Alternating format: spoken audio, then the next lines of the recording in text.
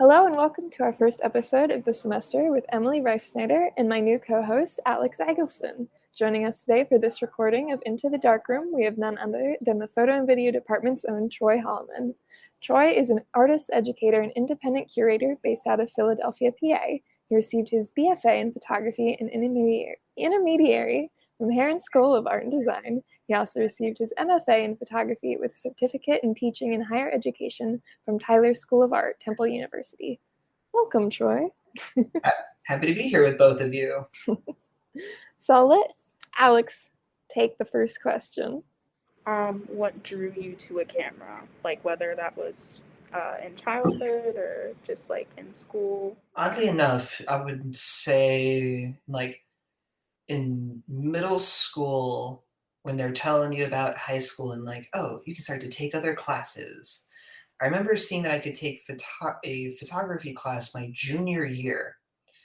And so for some reason, like I wish I could tell you, I had zero experience with a camera or really showed zero interest in taking any type of photograph. But for some reason, like 8th grade Troy thought that a photography class would be really cool.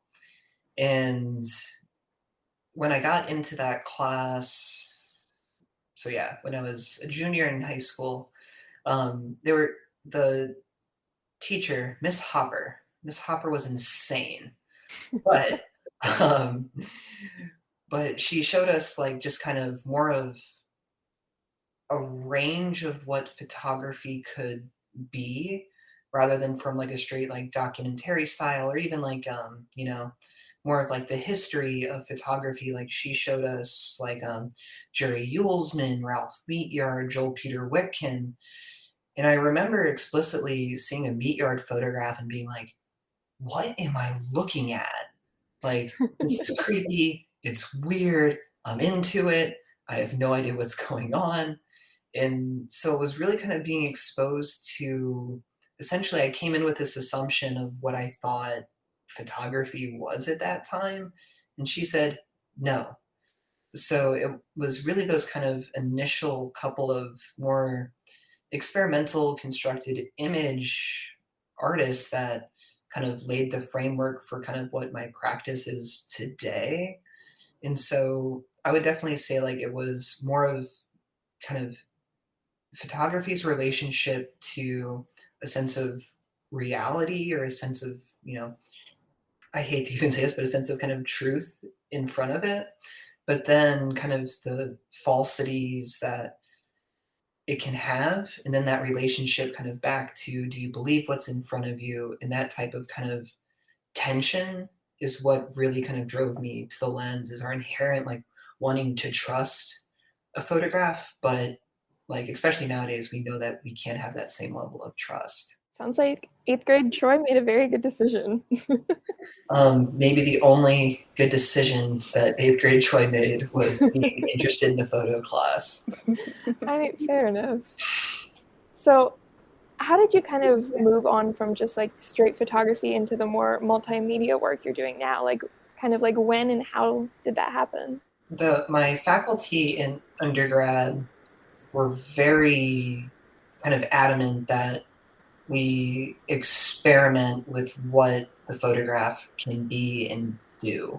So every one of the faculty that I had in undergrad were not just straight photography. It was photo installation. One of our faculty did a lot of like performance and very like, essentially every faculty member was very interdisciplinary and pushed us to, one, craft. Like you weren't getting away with anything if that print was not color corrected, those margins were perfect, the general stuff. But they were always kind of posing questions that, what happens if the photograph is on the floor? What if it's, set up in some weird experience to view it? And as I kind of went through undergrad, and I remember in particular in my contemporary photo history class, being exposed to like Duchamp and Dada and Fluxus, and even painters like Anselm Kiefer, installation artists like Ann Hamilton, and essentially it kind of like further took like a little hammer and chisel to what I thought art could even be. And so it really was that kind of like pushing an exposure to other types of ways art could exist that kind of had me like, even nowadays, like it's really hard for me to be content with just like a framed photograph on the wall. Like I don't feel like I worked enough on it. Like even if I spend like hours in Photoshop, like I guess I'm kind of ornery in that sense where it's like I need like some type of other level of labor or hand all in it. And so even going through undergrad, like I took a bunch of sculpture classes.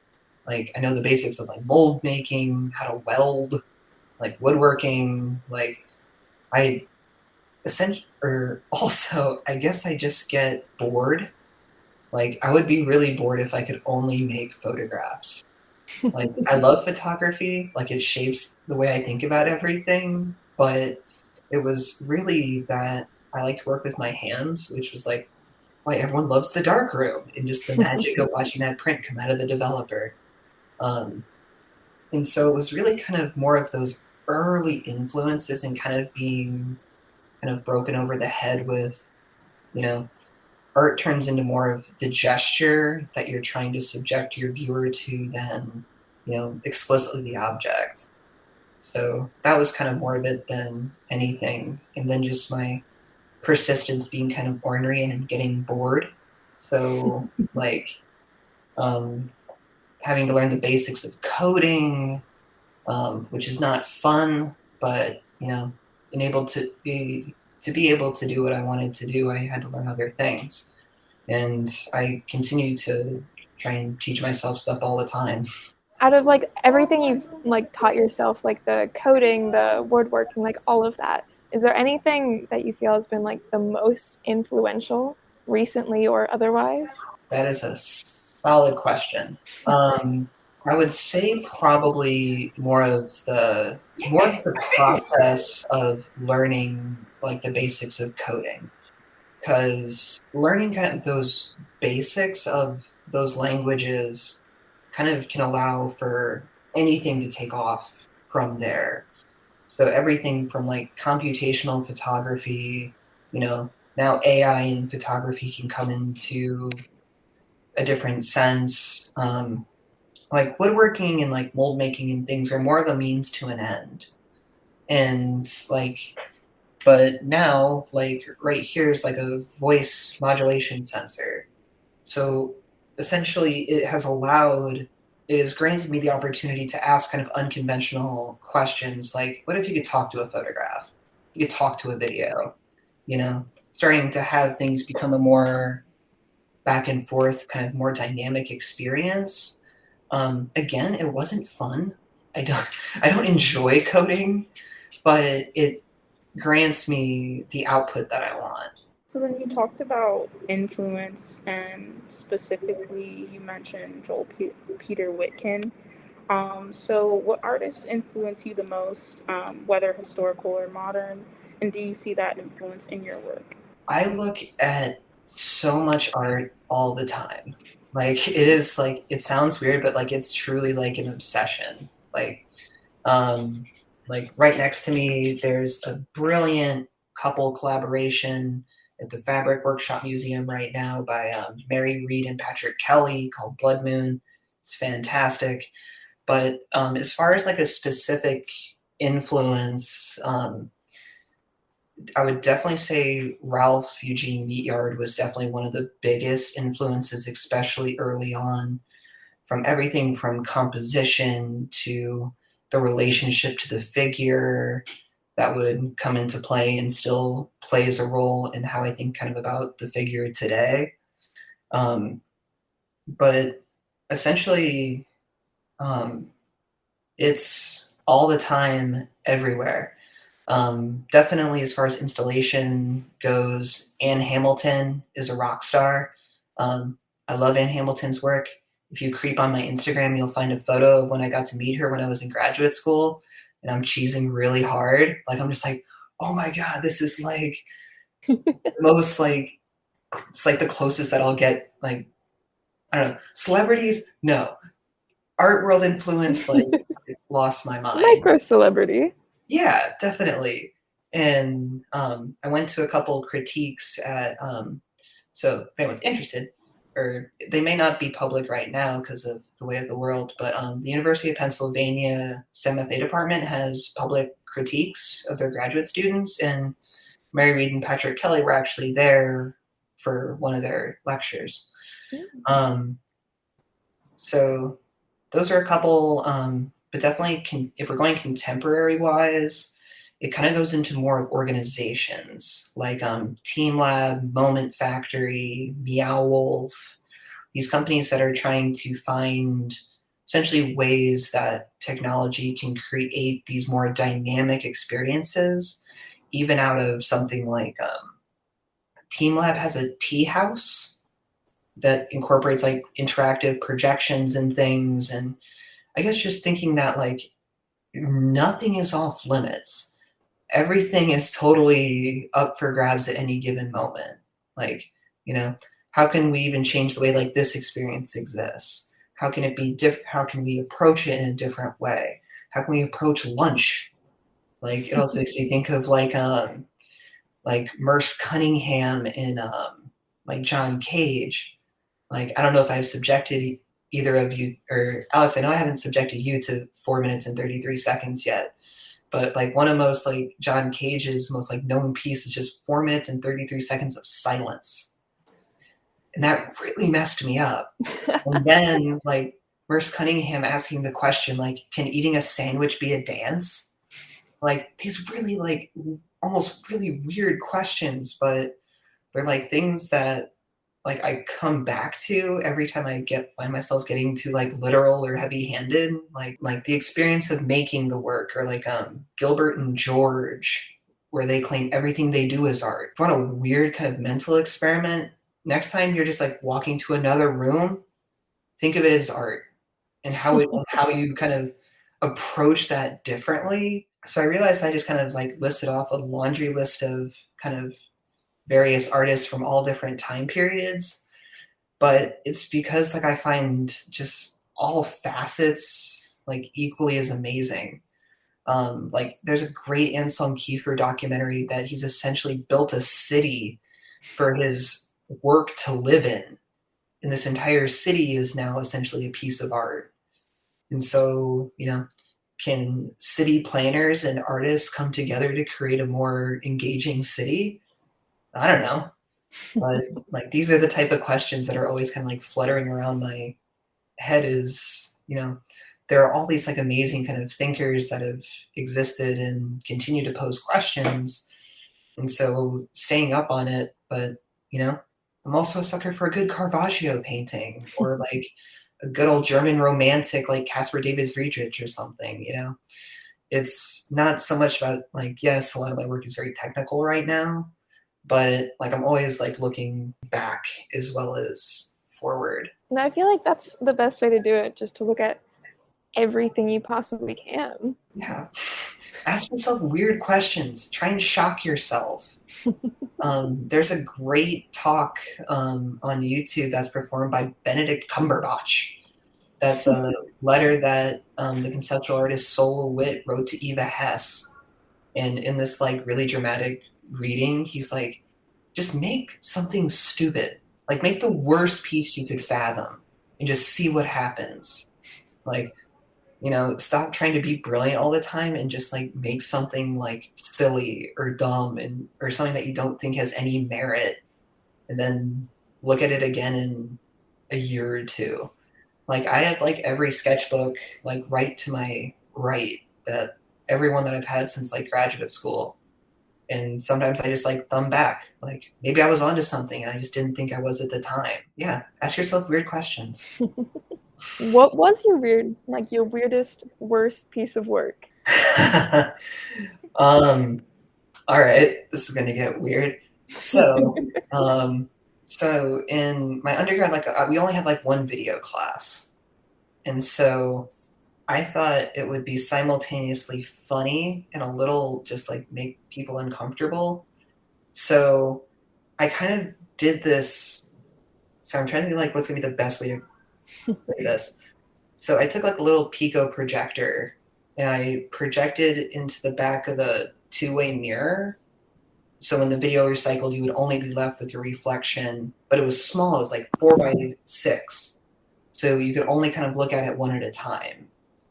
And so the video was me in a very kind of suggestive pose. So people had to get really close to it. And then all of a sudden the video would recycle and it's just them looking at it themselves, like really close. I don't think it was a successful piece in any capacity, but that's definitely one that kind of like sticks out in my head as kind of just an example of me being ridiculous. Sounds like it was at least impactful, if not on you, on others. I have not done anything like that since, nor do I really plan to. Like, as far as that, like, not really ridiculous, but more just like kind of like creative exercises. Like, I picked up drawing. I'm not good at it. I don't really try to be good at it, but I enjoy doing it, so I do it. Yeah.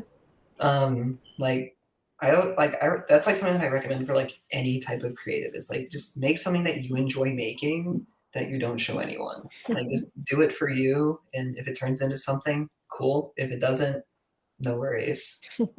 Or I think that's a good exercise kind of later on, kind of in your careers, because like it took a lot of making of just like weird projects. Like I did another one in undergrad that was like 16 photos that were all kind of like bookended together. So it took up an entire wall. And I'm like, looking back, I'm like, what was I even trying to say with this? I made this like massive, really long piece, but maybe it was something. Maybe I'll have some real insight in like 10 years. Like, this actually had merit. But like, no, just make. As silly as that often sounds, like these kind of out of focus things back here, like rolled up canvases that I started like 2 years ago. Again, I've never taken a painting class, but that hasn't stopped me from trying to make paintings. Actually, my last solo show at Tyler School of Art, like it's the first time I ever showed a painting. And I talked to one of the other PCAD faculty that I was in graduate school with, and he essentially said, yeah, it needs some work. So, I mean, at least he's honest. that's why I asked him, because I knew he'd be a straight shooter with me. It's like, I haven't done a figure study since undergrad. I didn't enjoy them then, but I wanted this kind of like abstract, like human figure, and I like projected on it, and it was interactive and stuff. So it was kind of like a means to an end, but I mean, now you know, now what not to do, I guess. It's not so much as what not to do, but you know, you cherry pick. Look back at old projects, what was working, what didn't work.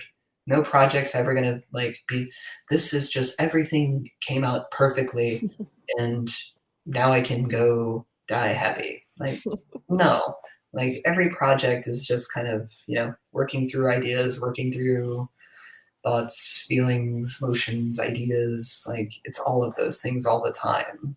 So is that kind of like your way of like approaching projects, even like when using other mediums? So like, is your process, I guess what I'm asking, is your process like with photographing different when you approach like a painting or a drawing? So lately, or even some of the things that I was doing in graduate school, kind of came back to kind of like something I said earlier about just not, it's hard for me to be content with this like the digital printed photograph.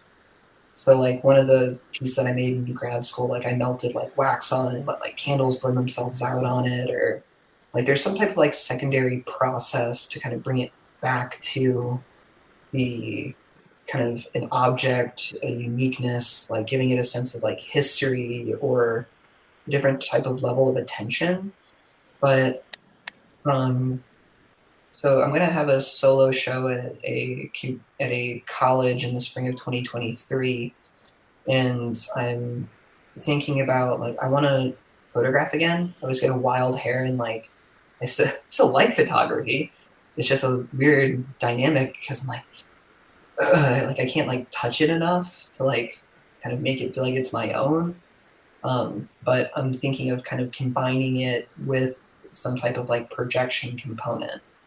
So it's more like photography is my base camp, and then I start to like explore from that. Like everything that I think about comes from a photo base. Like um, everything is that type of like relationship to um, time, memory. Can we trust what we remember? Can we create new memories? Can we kind of trick ourselves through photography into believing other things? Um, and so, like, I'm still very much interested. It's just more me being ornery that it's hard for me to be content with the photograph. So most of the time, like now when I think about like making photographs, they're in conversation with other things. It's like it's the whole exhibition. And so then like what can I put in the space, like either object or video or interactive or painting, whatever? How is that going to start to come into a conversation with other things on the wall?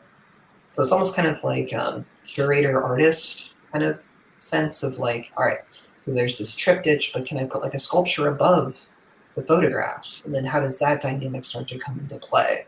Or if it's video, like how is like the potential sound in that video affecting what else is in the space?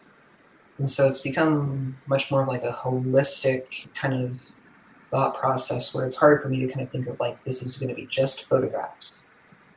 It's like, no, it needs to have other components that it's coming into, whether it's like, I don't know, I love sound. I'm not good at working with sound, but I really like sound. Like, I never let the fact that I don't know how to do something stop me from doing it. It's not going to be great at the beginning, but eventually I'll get to something that I'm happy with.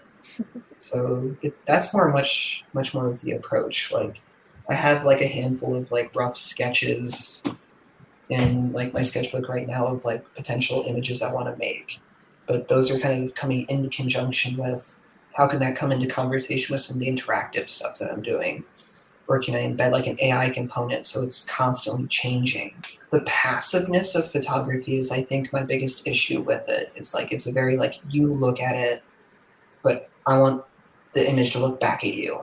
Like I want it, like the work to like acknowledge you in the space or you to have this different type of experience even in viewing it. So mirrors, lights, sounds, smells, like what if everyone had to walk or had to be knee deep in water when looking at your photographs? And how does that change your relationship to what you're looking at? You know, like it's things like that that I would love to try and find ways to do. I don't really have any good justification for wading through water, but you know, Not those yet. yeah, when I was in undergrad, I helped one of the photo grads with their MFA thesis show, and me and another photo senior went with him to go get rolls of sod because in his exhibition it was all grass. And so you had the smell, you had the texture under your feet that all went into context with each other. And so it was kind of more like those kinds of experiences like early on that really kind of helped shape my discontent for just the straight image. No, fair enough.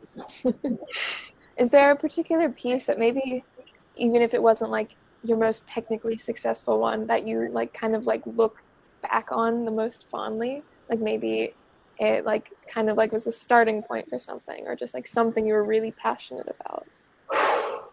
So, so ironically, I would say that so my first semester of my senior year, there was like a group photo show of just like the first semester senior work. I showed an installation and a sculpture as a photo major. And so, I'm sure that went over well. well, the thing was like my professors didn't really care. It was like, no, like you're like I was working my butt off. Like I made this weird wall like out of the like in my undergrad, like the photo department was like this long kind of hallway with like, you know, classroom, dark room. Like it was all very like linear. And so I built a wall out of the existing wall, painted it the white. I got like the rubber, like or like baseboard molding. So it looked like it was just part of the space. And on one side I had a peephole and the other side was a two-way mirror. So at any point you could look through that peephole to someone seeing themselves. But unless you were like yelling at each other, you never had a context of if you were being seen or if you were being seen seeing yourself. There was kind of like these layers that I really thought were important, but also the inconspicuous nature if someone didn't know it was art or not. And I just really love that it confused people on whether or not this was it. And then also, like, there was never really anything to look at. Like, it was you looking at someone looking at themselves, or like someone looking at you look at someone. Like, it became much more about the experience of looking rather than at an explicit point. And for me, that was a big deal. Like, regardless of how successful I kind of think the piece was, but it kind of was the first time that I saw that the work didn't have to explicitly be a visual, finite thing. Like, it wasn't a piece on the wall. It was turned into this very different dynamic of where does the art lie? And it lied in that type of acknowledgement of looking, which kind of comes back to a very photographic type of background in that viewing process. That for that was an important piece for me in my history. But like, I was always kind of making spooky images. Like, my love of meat yard hasn't gone anywhere. Like, even like now when I think about images, it's very this like German romantic kind of approach, but trying to have like some kind of like spooky edge.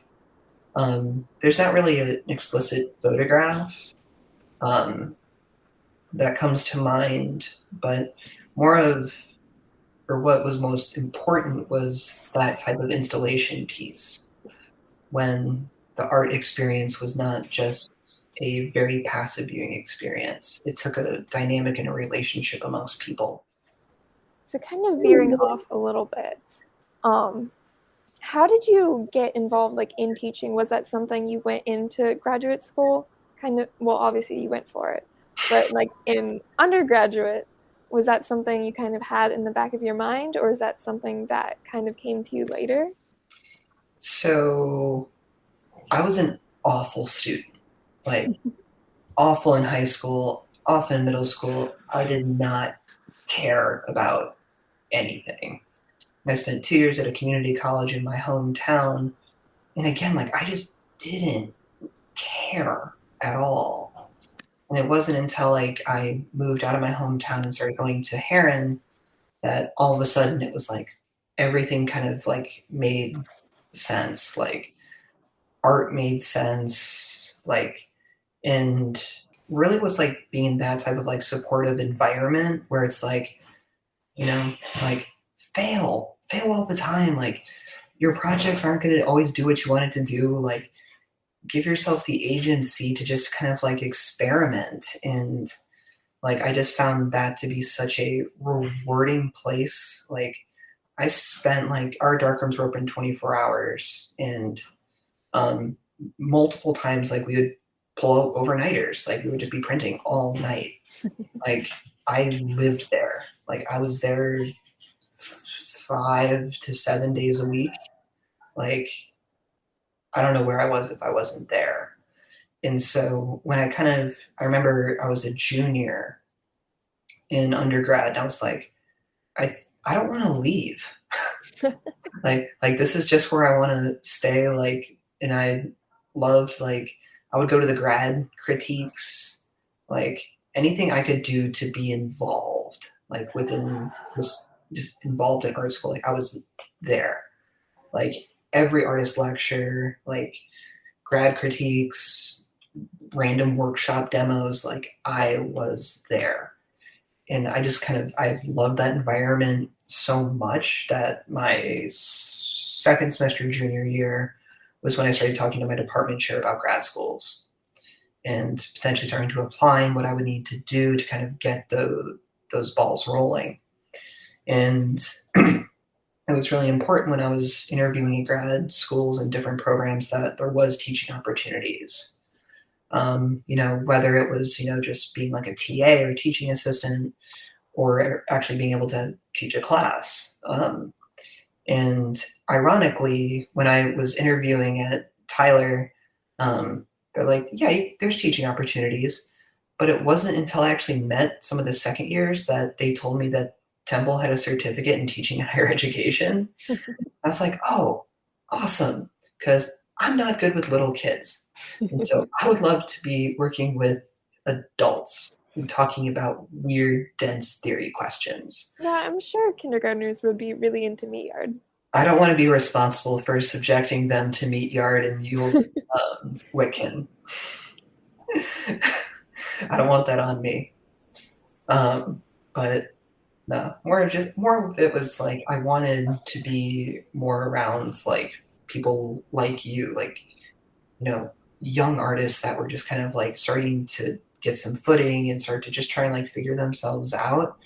And like being a part of and being able to be a part of that process is just amazing. Like I love being a professor. I love working with all like the students and things and just trying to like push all of your understandings of what you even think, like, challenge all of you in respectful ways. Like we're not going to try and just like push you over the cliff or anything, but trying to find ways for you to kind of help figure out what you're interested in and how you can make them as strong as humanly possible is really like, and because that was my experience in undergrad, I try and like keep that kind of going, which is also why I'm like always like telling y'all like, put a print on the ceiling, like put it outside, like just like be weird with it.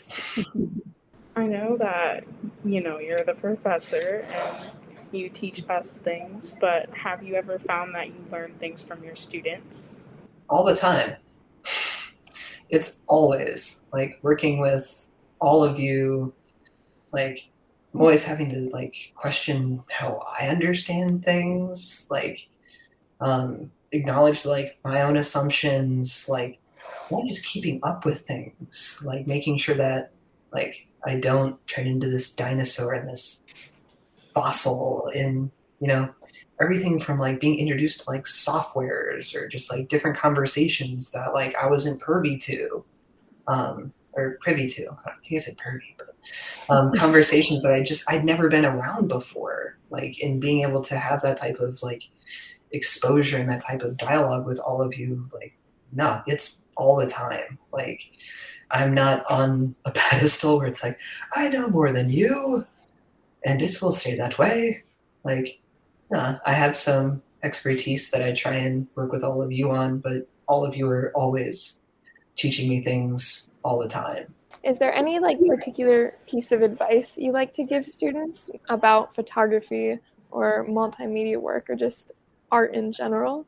Just try and shock yourself. Like embrace accidents. Like whenever I'm working, like if I make what was exactly in my head, I'm often disappointed. And to kind of allow like your process of making things to like surprise yourself, like to show you things that you weren't originally questioning, is really more of it than anything. And then, if a photograph is not doing everything you want it to do, what do you need it to do? Where is it falling short? Does it need to become more of an object? Does it need do you need to print it 1,000 times? Like, and it's about that process of just like viewing it, that same print 1,000 times. Just like not falling into kind of these conventional modes and really kind of allowing, and again, just giving yourself the agency to figure things out, question yourself. Like, I'm perpetually asking questions, like as both of you know, and having met me, like I'm constantly just like asking questions and going on weird tangents. But I guess more of it is just like don't be afraid to try and shock yourself and surprise yourself. And don't be afraid to fail. And failure seems like such an intense word, but it's really not. Like, not every project's going to do what you want it to do, but every project you can learn from. Not every project is like total crash and burn failure.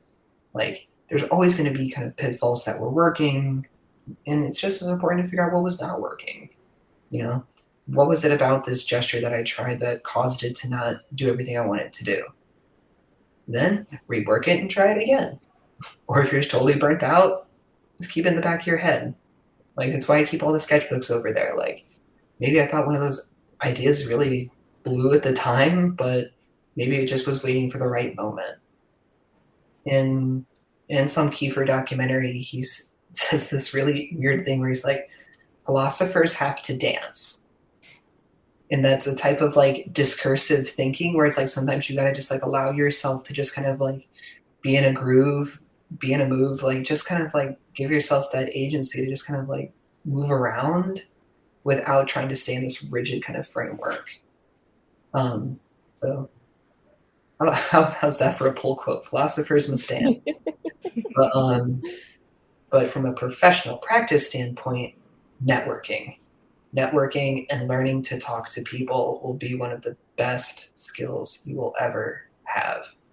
If you can talk to people, that is a huge, huge skill. And like Larissa, photo alum, just did an artist talk like a month ago or something like that. And I thought she said a really kind of insightful little tidbit where I'm probably going to botch this, but there's something to the effect where it's like all it takes is like 30 seconds of talking to someone to make a connection. And she's like, I rest up for those 30 seconds. But it's like that's all it takes. And now she's like buddy with like Henry Hornstein, who literally wrote the book on black and white photography. And just like, being able to talk to people is such like a critical skill. Like, and I try to practice what I preach because I'm not good at it. Like just like meeting people on the street, like it's still something that I very much struggle with, but it's a really important skill to learn and develop. Like, don't be afraid to talk to people is probably like the other more professional practice advice I would give everyone at every level. Network, talk to people, be friendly. It's not hard to just be nice. I feel like that's definitely something I need to hear a lot of the time. Same here. There's a well-known art critic named Jerry Saltz. In one of his like lectures or talks, he says, "Make an enemy of cynicism. Don't be the person that's just bitter. It's like, oh, so and so only got that because of this, or can you believe so and so got that? Like, that helps no one. Like, that doesn't help you. Like, you being bitter will not help you get anywhere. Like, support your friends, gas them up, hype them up when they get something. Like, be excited for people. Like, just because they achieve something doesn't mean that you're less or your work is less. Like, my other job, like I assist the artist John Dowell. Like, he's 80 and we're still working on Guggenheim fellowship applications. Like, is it easy to get disheartened? Yeah, but that's gone. What's next? Yeah, we're not all fighting each other. We're all trying to make it. Like, lean on each other. No one wins art. Like, there isn't a gold medal in art. Like, no, there's a lot of medals. There's a lot of accomplishments. There's a lot of things. And success means a lot to a lot of different people. Like, this isn't the Olympics where you're going to get a gold medal. Like, that doesn't exist. There isn't a top 10 list of the best artists that exists. Like, the three of us would have very different top 10 lists. And that doesn't diminish the other person's list. It's irrelevant. Like, if they're impactful to you, that's what's important. I hope I'm not coming off too preachy. Oh my God, no, you're good. Well, I wanted to thank you for coming on our podcast today. Yes, Really thank you for having me. For anyone listening, if they want to see more of your work or learn more about you, where can they find you? My Instagram page is more just like personal, but I do post like a lot of my works in progress on there, just little kind of tidbits of things I'm working on. Like you can see this weird thing kind of in action. So this is a piezo ribbon microphone that I kind of wired up to a programmable board because I wanted to make interactive video and kind of interactive imagery. So like this is not a piece, but you can see some of like my experiments and stuff. And so my Instagram is just at Troy Dutch. Then my personal website is Troy L Holleman, HOLLEMAN.com. Well, we can send you on your way. Thank you again for talking with us. That was very informative. I appreciate it. Yes, thank you both for having me. Hopefully some of this was beneficial in some way. I'm sure some of it was. That's all we can ask for.